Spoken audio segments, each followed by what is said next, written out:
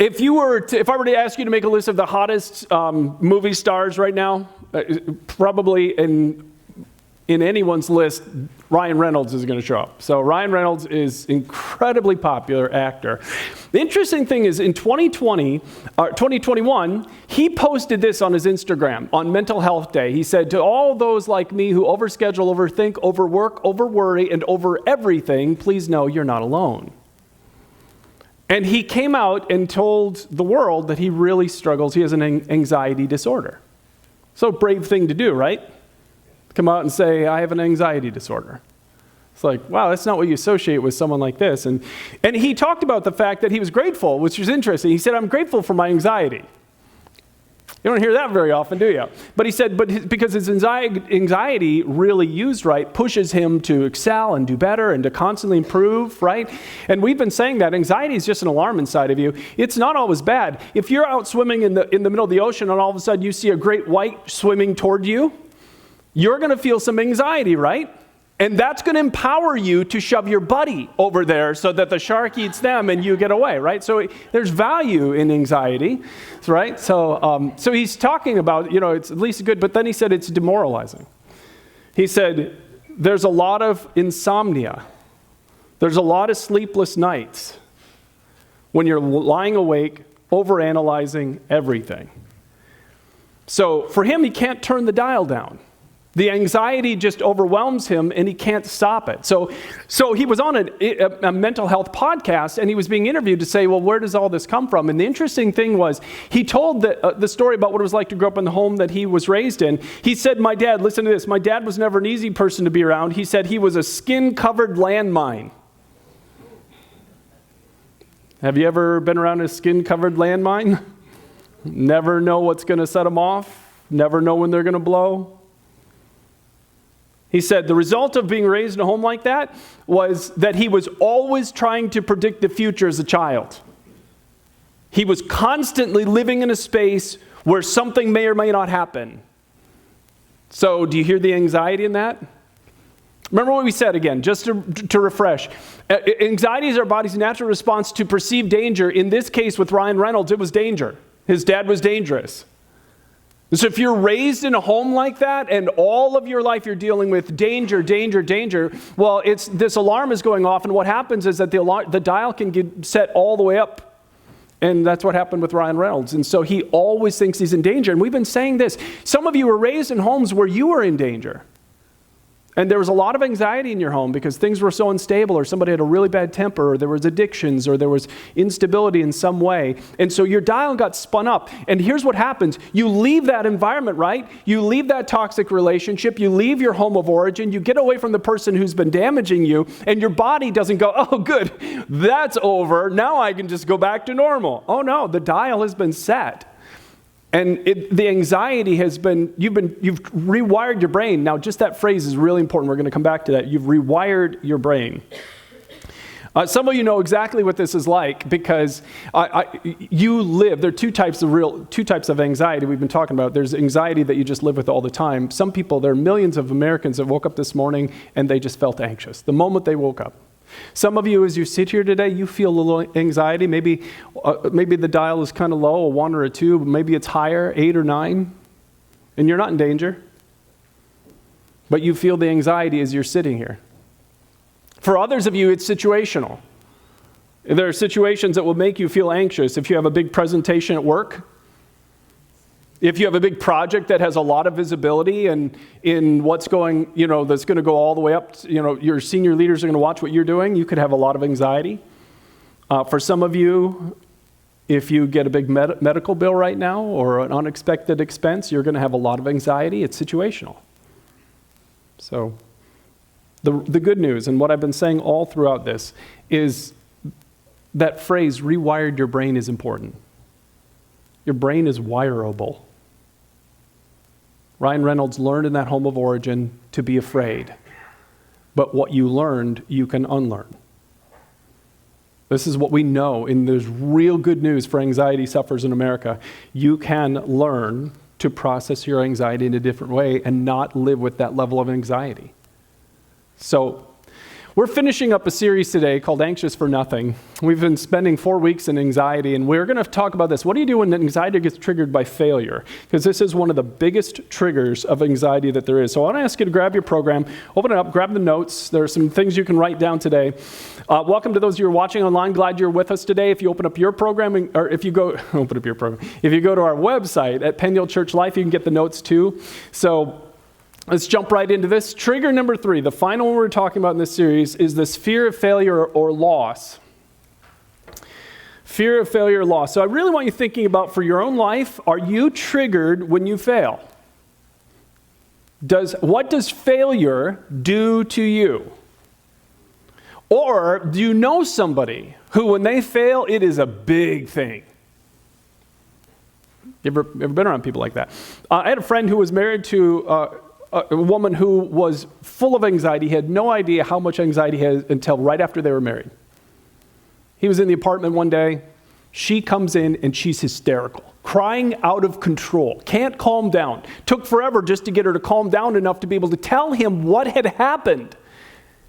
And through her tears and sobs, she said that she was parking the car and she bumped into the curb and she popped the tire.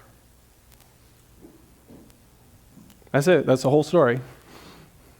And she thought he was going to be irate, and she thought he was going to let her have it because she'd done something wrong. So have you ever been around people like that? Ever been around somebody that even the slightest error they make triggers this giant response inside of them? I want you to think about this, not just for others, but also especially for yourself. If it's not perfect, is it all bad? Maybe some of you are like, man, not at all. Look at how I dress. Look at my hair. Look at my car. That's not me. But maybe there's some areas that it is that way. Maybe it's the work that you do. When it comes to that, it has to be perfect. If it's not perfect, is it all bad? If I'm not perfect, am I all bad?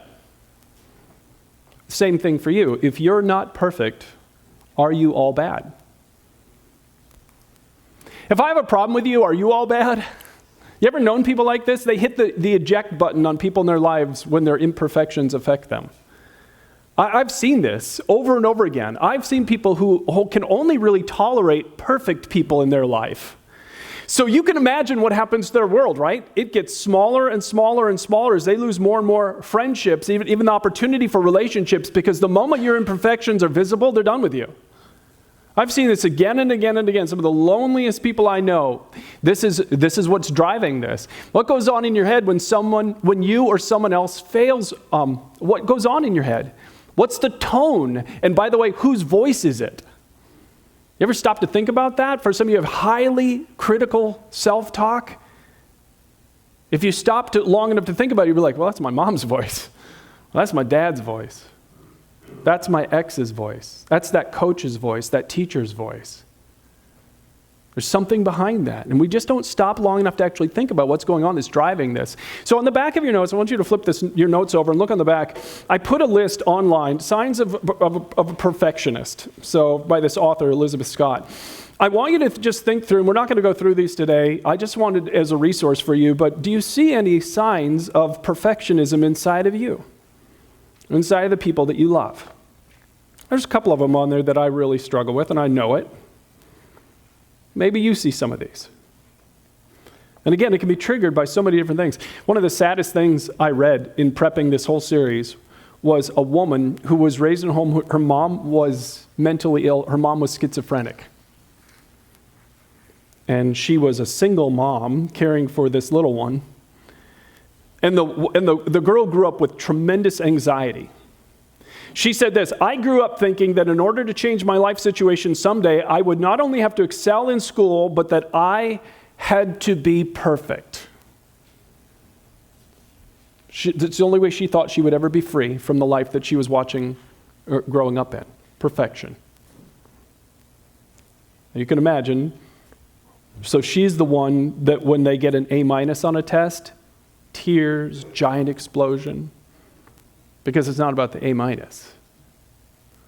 It's about that underlying message that's creating all this anxiety inside of her. So what's the solve for this? How do we begin to deal with this? So I have something on your notes, and I want you to scribble out what I had because I actually changed it over the course of this time. I want you to write this in instead. How do I begin to think differently? If that young woman spends the rest of her life thinking that the only way out is to be perfect, she's doomed. And she learned that in the environment that she was raised from. So we know that we need to change the way we're thinking, but how do you learn to do that?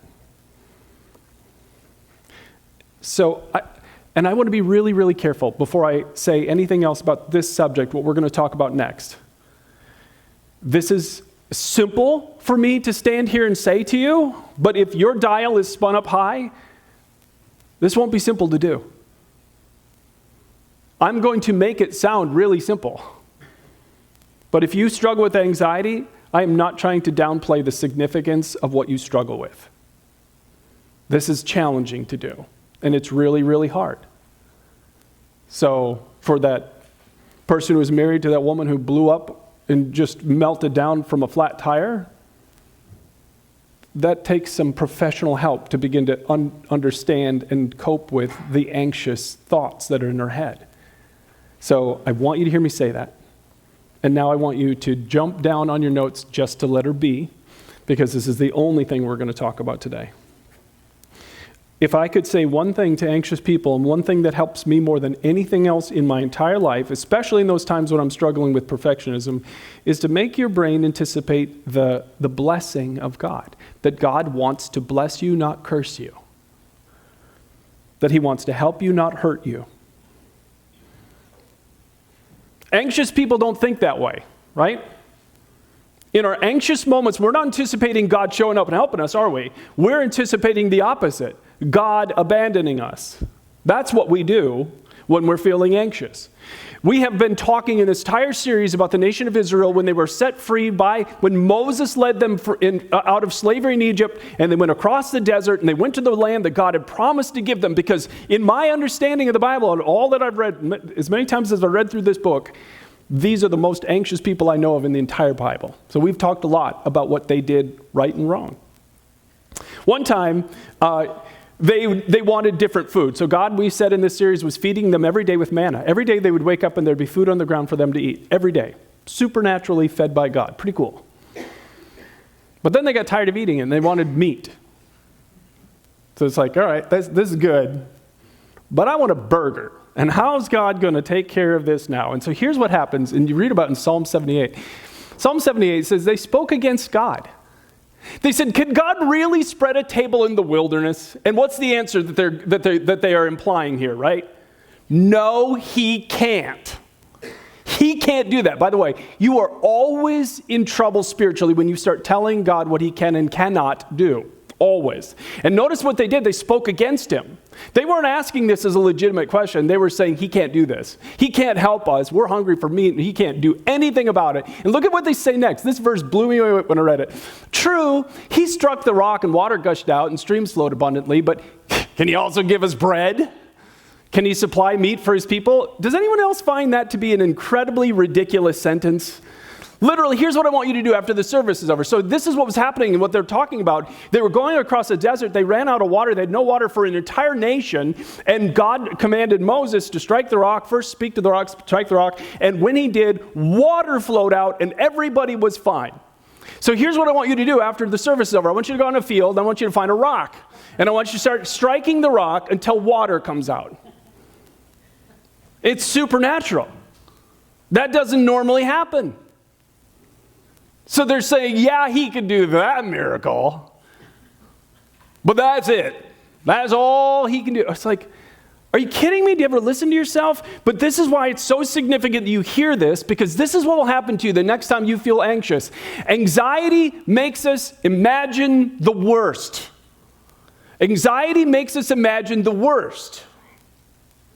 Oh yeah, He can bring water from a rock, but He can't give us food. And we imagine the worst.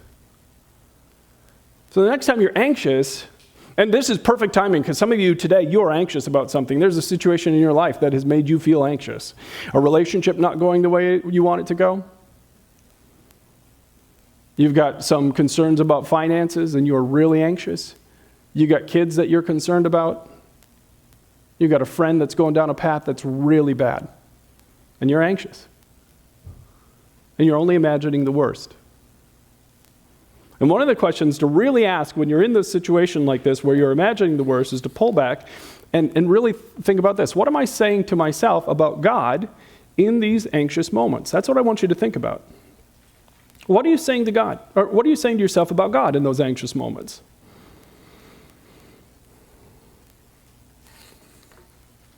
Because some of you know right now your faith is really struggling. Some of you would not say that you were strong in your faith today. Because something's got you scared or upset or anxious. And when you back out to say, what am I saying to myself about God? I'm saying, I'm not safe with God. Or I'm saying, he doesn't really love me. Oh, he loves other people, just not me.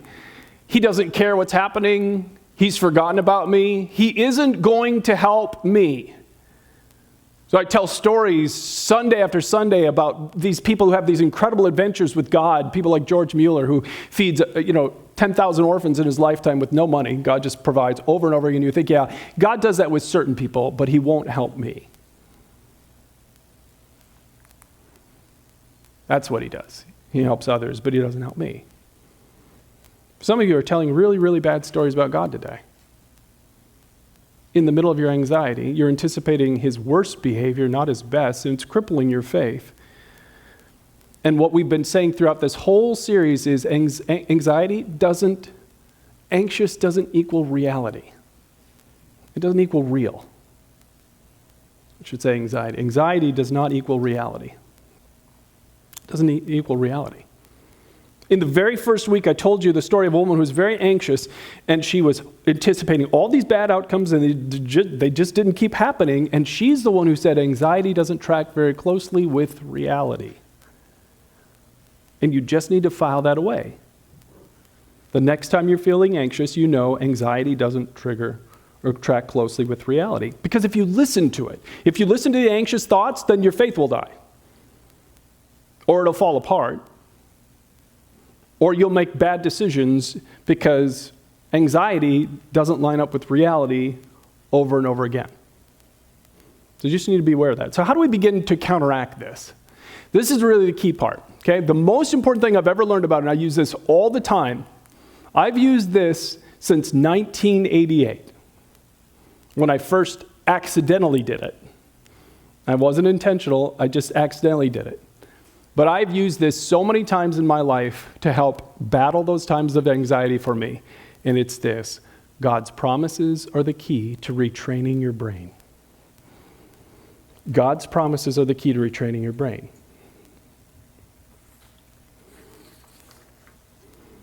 It's the most important thing I know. Your brain is trainable, it's wireable, you can rewire it. And the way to do it is to find what God has promised. You put his promises in your mind, because God cannot lie. He can't lie. If he made a promise, then it's absolutely true because it's rooted in his character. If he can lie about one thing, then there's no way to trust him about anything. And we're all wasting our time. Every promise he's made is rooted in who he is. Therefore, it's absolutely true.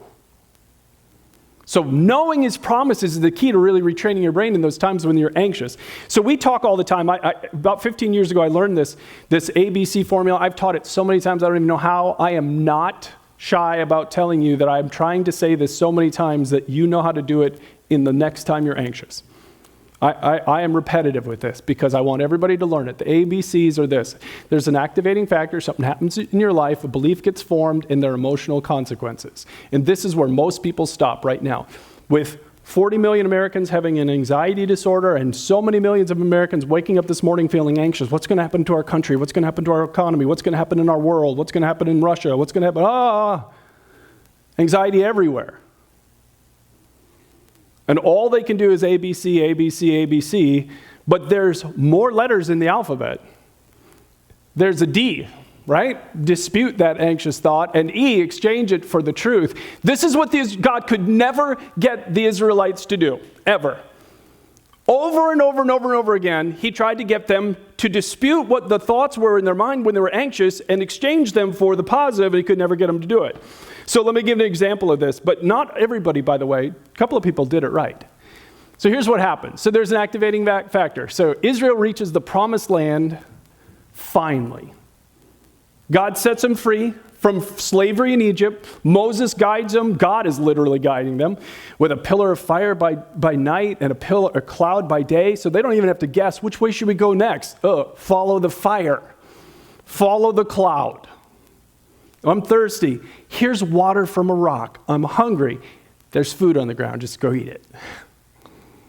I mean, over and over again, he's caring for them, caring for these highly anxious people, showing them, you can trust me, you can trust me, you can trust me, you can trust me, you can trust me. Because he's trying to break them out of this anxiety cycle. He brings them all the way to the edge of the promised land. They send 12 spies into the land, spy it out. It's like, this is going to be awesome. Let's find out what the land is like. 10 of them come back, and here's what they say. We can't go up against them. They're stronger than we are. The land we traveled through and explored will devour anyone who goes to live there. Does that sound real? Do you think the land was going to devour them? What's our saying about anxiety and reality? Anxiety doesn't tell you the truth. When you're anxious, it tells you lies about your future. When they're anxious, they're like, oh my goodness, we're going to die. The people are giants. We can't beat them. The land's going to eat us. The land is going to eat us. Not just the people, but the land. And so this is the activating factor. Remember the A. There's a belief that gets formed. When all of the people listen to these 10 of these 12 spies, here's what happens. Belief. Great. God brought us all the way out here to kill us. That's what God did. Isn't he a good God? He hates us. He wants to kill us. And this is what we do.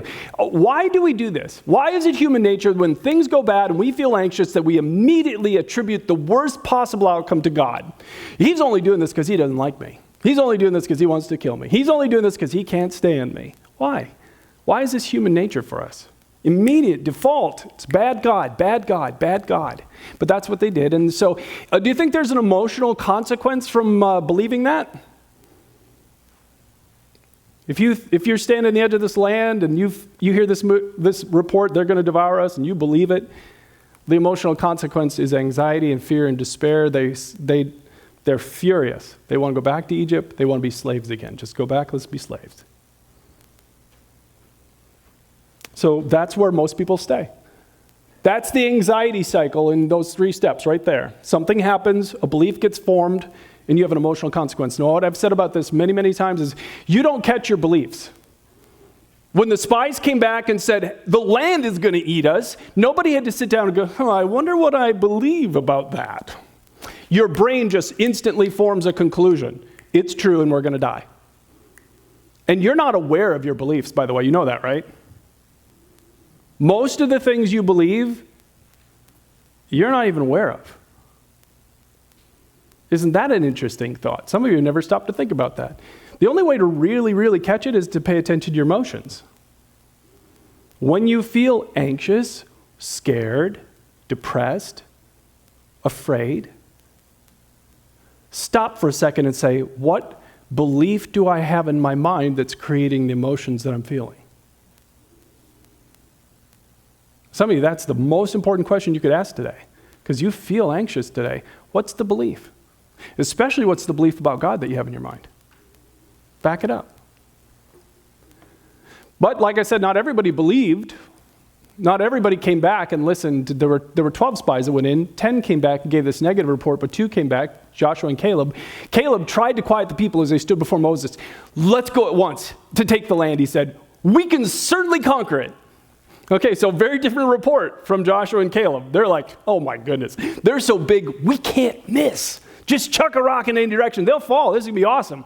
Then they said, don't be afraid of the people of the land. They're only helpless prey to us.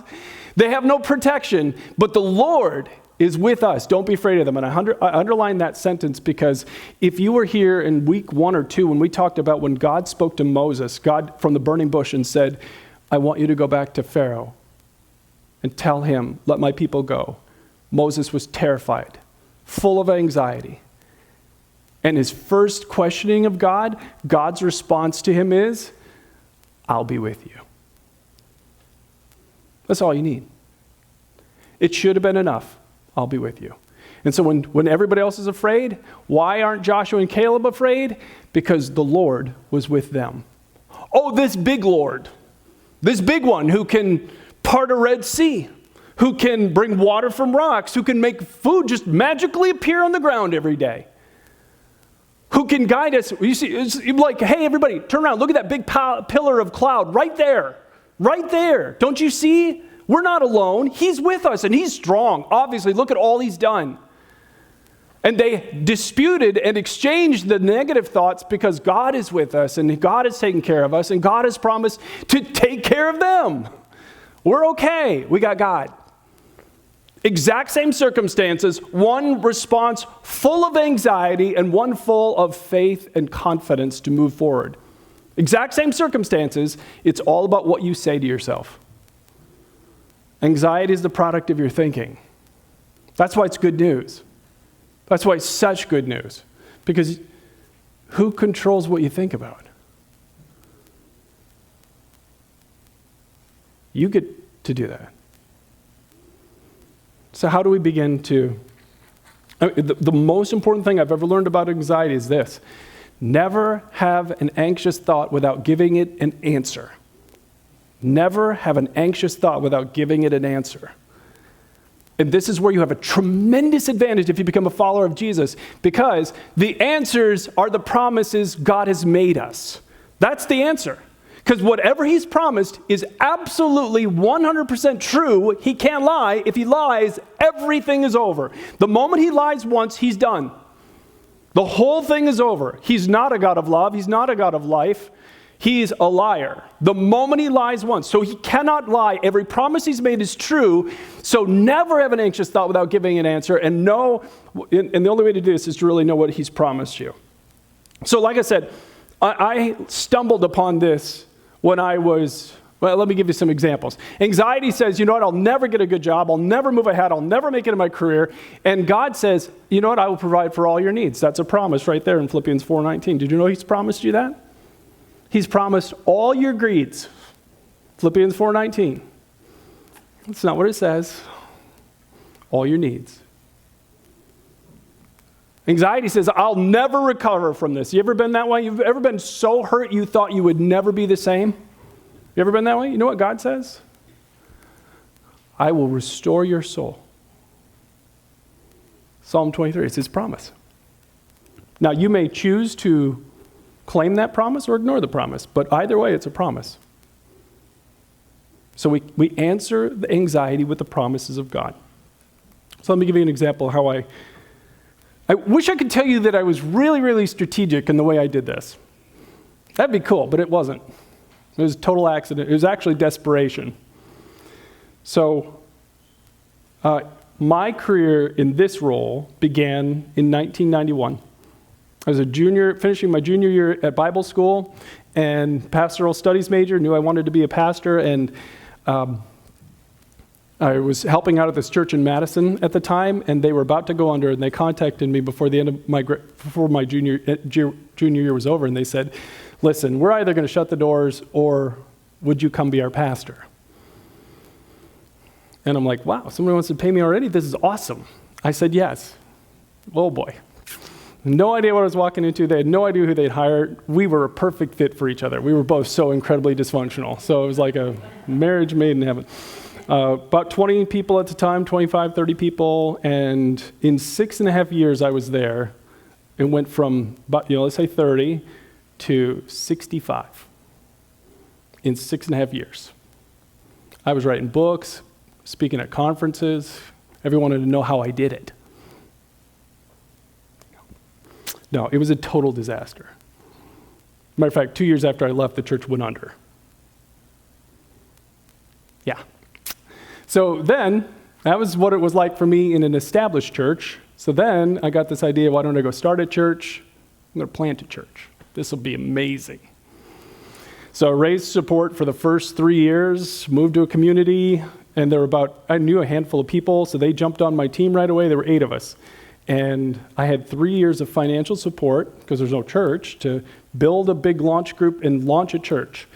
And I did everything that the experts say to do for the first year and a half. 18 months in, there were 8 people. The same 8 I started with. And half of my support was gone. I only raised it for 18 months. And I reached a point of complete desperation and fear. My anxiety level was all the way up at a 10. Because this is what I was thinking. I'm failing as a church planner after failing as an established church pastor. I'm failing. So, Brian, you will fail, and this will be the end of your career at 27. That's what I was believing, and the emotional consequence of that was tremendous anxiety. I was pretty screwed up. I was so anxious. You ever been so anxious you just turn in on yourself and you're mean to everybody around you and you're snippy and it's like, ugh. That's what I was. And I'm like, this isn't working. But what's the key? The promises of God. I became a Christian at 14, and my mom was the one who told me right away, if you read 3 or 4 chapters a day, you can read through the Bible. And so I started a habit right after I became a Christian of reading every day in my Bible. I just happened to pick up my Bible in this time of unbelievable anxiety, and I picked it up and I read a verse, and it says this, Matthew 16:18, Jesus said, I will build my church. That's what Jesus said. And he said, it's going to be so powerful that even the gates of hell can't stand against it. That's what he goes on to say. But this is the part that just blew me away. Because you know what it doesn't say? It doesn't say, Brian will build my church. And all of you can say amen to that, right? It's like, he can't do it. I couldn't do it. I tried for 18 months. I tried every tactic. I'm a reader, and I can learn from people. And so I had tried everything I could hear of to try and get beyond 8, and everything failed. Everything failed. And that day, sitting in my house, just overwhelmed with anxiety, the dial at 10, feeling despair. I'm like, I'm done. I'm done. This is going to be the end. I'll finish. I had 18 more months of support. I thought I'll just finish out my 18 months of support and I'll be done. That's it. It's going to be over. That's what I honestly thought, just total despair, hopelessness. And then all of a sudden, I read this promise from Jesus. I will build my church. And all of a sudden, I had a promise to dispute my anxious thoughts and exchange them for something that gave me hope. So I began to do letter D and E, and I'd love to say that I did this on purpose. I just was so desperate, I didn't know what else to do. I started disputing it. Every time I felt anxious, I'm like, no, Brian. The verse does not say that you will build the church. The verse says that Jesus will build the church, and so I started exchanging. God, I can't wait to see what you do as I trust in you because I fail. I can't. You'll have to do it. Everything supernatural began to happen after that point. Everything happened from that moment on.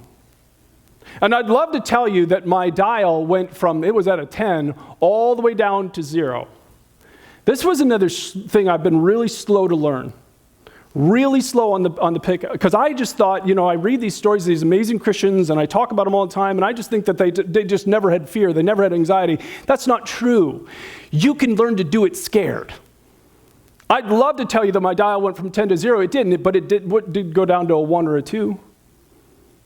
And I was able to function, and I was able to keep going, and I was able to transfer my dependence on me to God. And the promises of God are the way to do that. And here's what you learn from everybody who does this. When you trust God, you experience God. When you trust God, you experience God. As long as you stop at the letter C with your beliefs and your limiting thoughts about God, you will never encounter the living God. It's only at the point of faith that you get to experience God. You've got to dispute it, and the key are the promises of God. Never have an anxious thought without giving it an answer. So a couple of things. What does failure do to you when you fail? Does it make you feel anxious? Does it trigger something really bad inside of you? Are you sitting here this morning and you see some signs of perfectionism inside of you that make you feel anxious when things aren't perfect? Your dial is getting spun up. One of the most important questions I can ever ask you is, are you giving God any opportunity to speak something different into your life? These are the books that I go to all the time when I'm feeling anxious. That biggest book, the book of Psalms, the biggest book in your Bible, right in the middle. If you don't have a Bible, we give them away for free in the back. You can take one. If you're watching online, we will gladly send you one if you ask for it. Biggest book right in the middle, book of Psalms. I can't tell you how many times I've been scared, anxious, afraid, and I've read in Psalms, and I've read exactly the promise that I needed for the moment. If you don't open your ears to hear from him, how's he going to give it to you? You think you're going to find it on Netflix? You've got to give him an opportunity. It has to be a habit in your life. We call it spiritual training. You train yourself to listen for God by having this habit of reading, letting him speak to you through this book. Start in those books. And pay attention to every promise he makes. There will be times that you will have, if you do this, where you will have what I had, those moments of anxiety and fear, and I'm reading, all of a sudden I read something that is exactly what I needed to hear. But only if you give him that opportunity. And then you use his promises to dispute and exchange every time you're scared. Let me have you bow your heads as we finish. You know, the most important thing to settle in your mind is what God thinks about you, no matter what you've experienced in this point in your life. People may have done awful things to you, and they may have hurt you, and they may have treated you bad, but beyond that, our God has only ever had one thought towards you, and that is love. His love for you is so indescribable that he put it into action. He sent his son into this world to die on a cross, to pay the debt that you and I owe, a debt we could never pay. Jesus is the eternal Son of God. He willingly came and allowed himself to be nailed to a cross to die for us. For all the unloving things we've ever said and done, he paid that debt. And if you will let him, Jesus Christ will forgive you and come and make his home inside of you. And he'll begin a new relationship with you where he will become your guide and shepherd through this world. And if that sounds good, that sounds like something you want, then you just have to receive this gift. You can do it right now. You can say something like this in your heart to him. You can say, Jesus, I'm giving my life to you. I know I need you. The path I'm on isn't working, and I need your help. And I've heard today that you gave your life for me. So please forgive me. Please come make your home inside of me. I want your friendship. In Jesus' name, amen. Thank you so much for taking the time to watch this service today. We hope as a church and pray that this was something that really helps connect you deeper to Jesus. That's what we're all about as a church. If you need to communicate with us, if you go online to penuelchurchlife.com, in the upper right-hand corner is a box that says, I said yes to Jesus. It also says, please pray for me.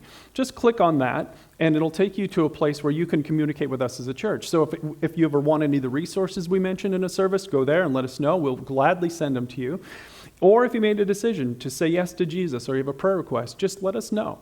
And we're always glad to hear from the people who are watching online. And if we can continue to help you grow in your faith in any way, then we want to do that. So again, thank you. And our prayer is that you continue to grow and connect and find the true life that Jesus Christ is offering.